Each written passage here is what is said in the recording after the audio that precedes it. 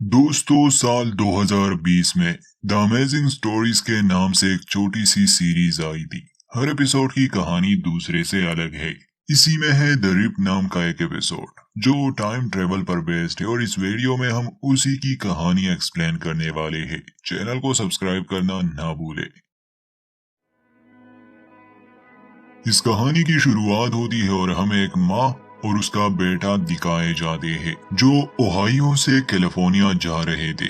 औरत का नाम मैरी और उसके बेटे का इलाइजा है।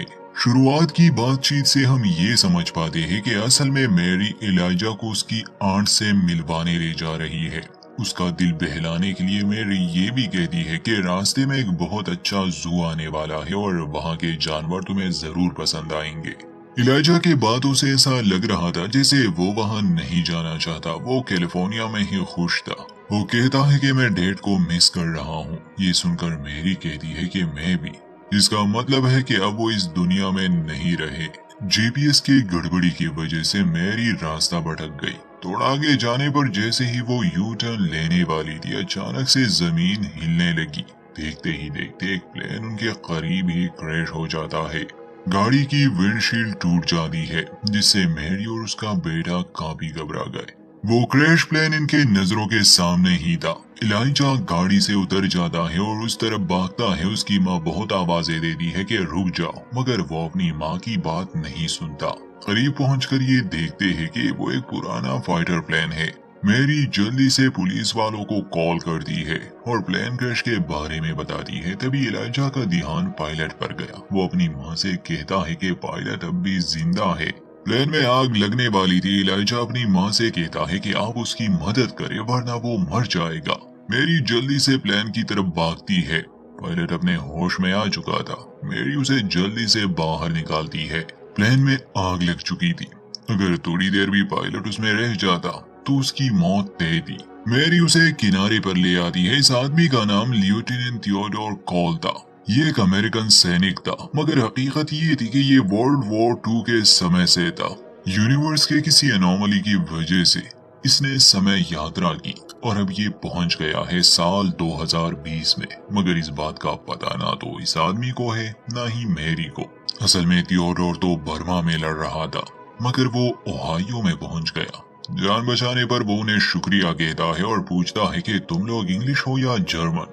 मेरी जवाब देती है कि हम अमेरिकन हैं, जिस पर थियोडोर को हैरानी होती है। कहता है कि क्या तुम लोग पागल हो, आखिर तुम लोग बर्मा में क्या कर रहे हो? यहाँ लड़ाई चल रही है। मैंने अभी अभी एक जंगी जहाज को मार गिराया। इलाइजा कहता है कि ये बर्मा नहीं है, ये तो ओहायो है। जब थियोडोर आसपास देखता है तो जंग के कोई आसार उसे नजर नहीं आते। वो कुछ समझ नहीं पा रहा था। सामने ही एक वाटर टैंक पर इस जगह का नाम लिखा था जो असल में थियोडोर का होम टाउन था। वो वहीं बैठ जाता है। वो शॉक में था। मैरी ने पहले से ही पुलिस वालों को खबर कर दी थी और इस जगह की लोकेशन भी दी थी। आसमान में हमें एक रंगीन सा हॉल दिखाया जाता है और अब सीन शिफ्ट होता है हॉस्पिटल पर। थियोडोर को हॉस्पिटल लाया गया। पुलिस वाले मैरी का बयान लेते हैं। मैरी सब सच बता देती है कि जब वो यू टर्न ले रही थी उनके करीब ही ये प्लेन क्रैश हुआ था। मैरी ने उस आदमी को बाहर निकाला। वो काफी घबराया हुआ था, अजीब अजीब सी बातें कर रहा था जैसे वो कोई जंग लड़ रहा था, और अचानक ही यहाँ पहुंचा। इन बातों पर किसे विश्वास होगा? सिर्फ छोटे इलाइजा को विश्वास था। उसका मानना था कि थियोडोर सच कह रहा है। पुलिस वाला मैरी से कहता है कि हम आपकी गाड़ी ठीक करके देंगे, उसके बाद आप जा सकती है। इलाइजा उस रूम की तरफ देख रहा था जहां पर थियोडोर को रखा गया था। एक पुलिस वाला वहां पहरा दे रहा था। इलाइजा को शक था कि वो आदमी पागल तो नहीं हो सकता। वो चुपके से उसके कमरे में जाता है। थियोडोर बेहोश था। इलाइजा उसका नेम टैग देखने लगा। तभी थियोडोर होश में आता है। घबराहट की हालत में उसने इलाइजा का हाथ पकड़ा। पूछता है कि मैं कहाँ हूँ, ये कौन सी जगह है, ये लोग मुझे जाने क्यों नहीं दे रहे? तो इलाइजा जवाब देता है कि इन्हें लगता है कि तुम बुरे आदमी हो। क्या तुम हो? थियोडोर जवाब देता है कि नहीं, मैं बुरा नहीं हूँ।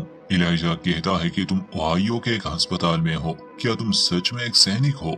थियोडोर जवाब में कहता है कि हाँ, उन्होंने मुझे घर भेज दिया। कितना समय गुजर चुका है? क्या क्रिसमस गुजर चुका है? इलाइजा कहता है कि नहीं, ये तो सितंबर है। मगर जहां तक थियोडोर को याद था, ये सितंबर का महीना नहीं था। कहता है कि मुझे यहाँ से जाना होगा। इलाइजा उसे कहता है कि वो तुम्हें जाने नहीं देंगे। ये बात थियोडोर को अजीब लगती है। वो इलाइजा से मदद मांगता है कि तुम मुझे यहाँ से निकलने में मदद करो। थियोडोर उसे एक चॉकलेट बार देता है, ये कहकर कि ये मेरी पत्नी ने मुझे दिया था, गुड लक के तौर पर। जब भी ये मेरे पास होती है मेरे साथ कुछ बुरा नहीं होता। इलाइजा कहता है कि ठीक है, मैं इसे अपने पास रख लेता हूँ। थियोडोर बदले में उससे मदद मांगता है कि यहाँ पास ही एक पुलिस स्टेशन है, अगर तुम वहाँ जाओ, एक शेरिफ है, उसका नाम स्टीवंस है, वो मुझे जानता है, अगर तुम उसे मेरे बारे में बताओ तो वो मुझे यहाँ से निकाल लेगा। इतने में बाहर पुलिस वालों को पता चल चुका था कि थियोडोर होश में आ चुका है और एक छोटा लड़का भी उसके साथ है। वो अंदर आने की कोशिश कर रहे थे, मगर उससे पहले ही थियोडोर ने इलाइजा को सारी बात समझा दी थी। फिर वो खुद ही दरवाजा खोल देता है और एक नर्स उसे बेहोश कर देता है। पुलिस वालों ने मैरी की कार रिपेयर कर दी थी। वो बेटे को लिए अपने सफर पर निकल जाती है, मगर इलाइजा को थियोडोर की बात याद थी। वो मैरी से कहता है कि हमें उस आदमी की मदद करनी होगी, शायद वो सच कह रहा हो। रास्ते में एक पुलिस स्टेशन आता है, अगर हम वहां जाए और उसके दोस्त को इस बारे में बताए। मैरी को इन बातों पर कोई विश्वास नहीं था, मगर अपने बेटे के खातिर, ताकि इलाइजा अपनी आंखों से देख सके कि वो आदमी पागल था और कुछ नहीं। वो उसे पुलिस स्टेशन ले जाती है। वहाँ ये दोनों शेरिफ स्टीवंस का पूछते हैं, मगर जो पुलिस वाला वहाँ था उसका कहना था कि स्टीवन नाम का कोई शेरिफ यहाँ नहीं है। मैरी माफी मांगती है। तभी इलाइजा वहाँ के ओल्ड फोटोज देखने लगा, 1930 के जमाने के, जिसमें थियोडोर था। काफी चालाकी से इलाइजा उस फोटो को चुरा लेता है। बाहर आने के बाद वो अपनी माँ को वो फोटो दिखाता है। पहले तो वो बहुत गुस्सा हो जाती है कि तुम्हें पुलिस स्टेशन से चोरी नहीं करनी चाहिए थी। वो अब भी मानने को तैयार नहीं थी कि ये वही है। उसका कहना था कि ये उसके दादा हो सकते हैं, दोनों एक जैसे हैं। हादसे वाली जगह पर दिखाया जाता है कि एक सीक्रेट सर्विस वाले वहां पहुंच जाते हैं, आसपास के सभी जगह को सील कर देते हैं और यहाँ के लोकल पुलिस को भेज देते हैं। ऐसा लग रहा था जैसे ये लोग इस बारे में बहुत पहले से जानते हो। इस मिशन को लीड कर रहा था बिल और उसकी असिस्टेंट नीना। शायद अतीत में ऐसे हादसे पहले भी हो चुके थे, शायद समय यात्रा हो चुकी थी। इस बात में कोई शक नहीं कि थियोडोर ने समय यात्रा की है। बिल नीना से कहता है कि उस पायलट पर नजर रखो, उसे कड़ी सुरक्षा में रखो, हमें उसकी जरूरत होगी। नीना और उसकी टीम जब हॉस्पिटल पहुंचती है, थियोडोर ने एक नर्स को बेहोश कर दिया था। वो हॉस्पिटल से भागने में भी कामयाब रहा। नीना ये देख लेती है, वो अपने आदमियों को उसके पीछे लगा देती है। थियोडोर जब बाहर का माहौल देखता है, उसने पहले सेल फोन नहीं देखे थे। उसे ऐसा लग रहा था जैसे लोग खुद से ही बातें कर रहे हैं। गाड़ियां भी अजीब सी थी। दिल ही दिल में उसे ये एहसास था कि कुछ तो गड़बड़ है। दिखाया जाता है कि जहां पर ये क्रैश हुआ और आसमान में वो होल बना, समय समय पर वहां की जमीन हिलती है। एक वैज्ञानिक था जो बिल से पूछता है कि हमें ट्रेनिंग में ये सब तो बताया गया था, क्या अगर इस तरह की एनॉमली आती है तो हमें कैसे हैंडल करना है, पर हमें ये नहीं बताया गया कि अगर हम उसे वापस ना भेज सके तो क्या होगा। बिल इस बात का कोई जवाब नहीं देता। वहाँ मेरी और उसका बेटा दिखाए जाते हैं, जहाँ मेरी अब भी इलाइजा की किसी बात पर विश्वास नहीं कर रही थी, क्योंकि उसकी अपनी लाइफ में बहुत से प्रॉब्लम्स थे। वो एक फ्यूल पंप पर रुकती है, तभी इलाइजा को एक लेटर मिलता है जिससे वो जान पाता है कि असल में उसकी माँ उसे छोड़ रही है, वो उसे उसकी आंट को देने वाली है। ये जानकर वो बहुत दुखी हो जाता है और माँ बेटे के बीच झगड़ा भी हुआ। खैर मेरी भी इस बात से बिल्कुल खुश नहीं थी कि वो अपने बेटे को उसके आंट के हाथ छोड़ने वाली है, मगर वो मजबूर थी। इलाइजा के पिता और मैरी के पति असल में मर चुके हैं। वो भी एक पायलट थे और अफगानिस्तान के जंग में वो मर चुके थे। खैर फ्यूल भरने के बाद जब ये जाने लगे, एक बार फिर से थियोडोर जो बाइक पर था वो इनकी गाड़ी से टकरा जाता है। इलाइजा कहता है कि देखा आपने, ये सब किसी वजह से हो रहा है, ये तकदीर नहीं तो और क्या है। इलाइजा थियोडोर को वो पुरानी तस्वीर दिखाता है, जिसे देखकर थियोडोर कहता है कि हाँ ये मैं हूँ और ये मेरा दोस्त इवन है। पर्ल हार्बर के बाद हम दोनों ने आर्मी ज्वाइन की। इलाइजा अपनी माँ से कहता है कि हमें इसकी मदद करनी होगी। मैरी मजबूर हो जाती है। थियोडोर से पूछती है कि बताओ तुम्हें कहाँ जाना है। थियोडोर कहता है कि मुझे अपने घर जाना है, मेरी पत्नी पाउला को फिक्र होगी, मुझे उससे मिलना है। थियोडोर के पीछे पुलिस लगी थी। मैरी उसे अपने कार में बिठा लेती है। थियोडोर का घर यहाँ पास में ही कहीं था, मगर सब बदल चुका था, इसलिए उसे पहचानने में मुश्किल हो रही थी। काफी ढूंढने के बाद थियोडोर को अपना घर मिल जाता है। जैसे ही वो अंदर आया, वो अपनी पत्नी को आवाजें देने लगा, जिस पर एक नर्स वहां आती है। उसे हैरानी हुई कि पाउला से कोई मिलने आया।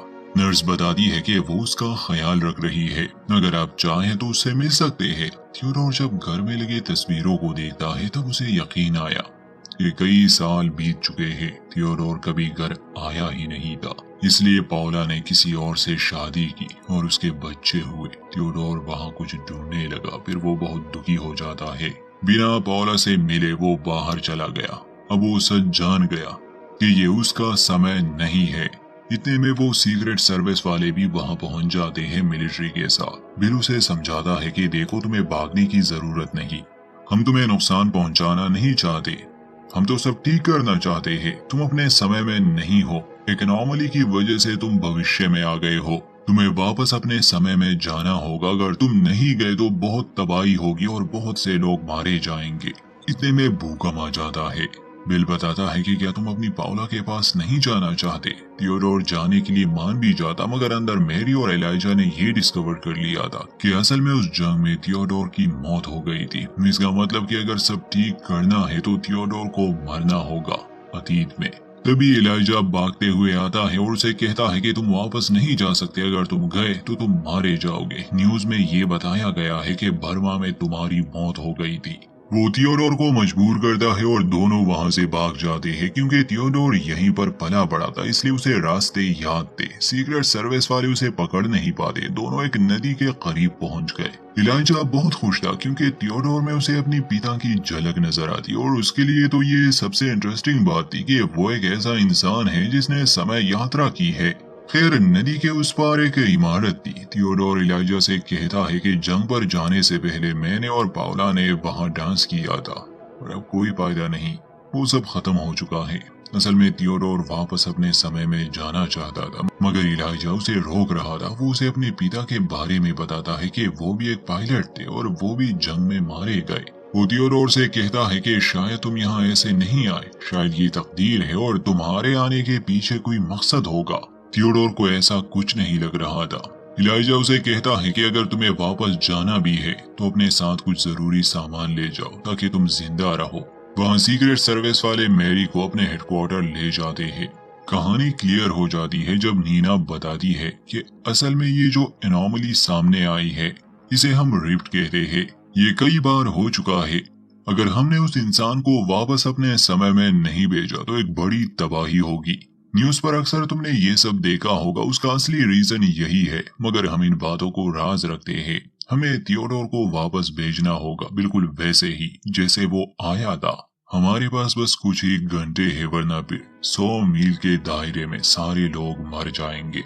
मैरी को अपने बेटे की फिक्र थी क्योंकि वो थियोडोर के साथ था। शाम को वो और थियोडोर खुद ही उस हेडक्वार्टर के पास आते हैं। मैरी उसे सारी बात समझा देती है और ये भी कहती है कि शायद तुम्हारे आने का कोई मकसद था।